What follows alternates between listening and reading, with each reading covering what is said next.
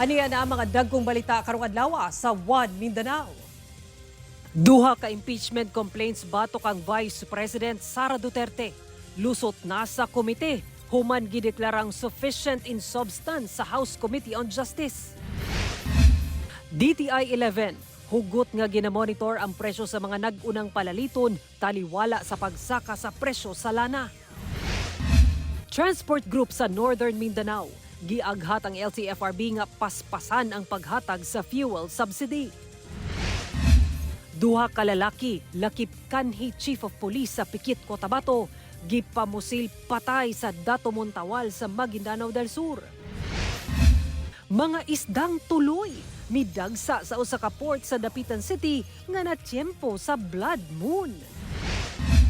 Og grade 12 student nga gibida ang pag-uma isip ikapasigarbo nga propesyon gikabiliban.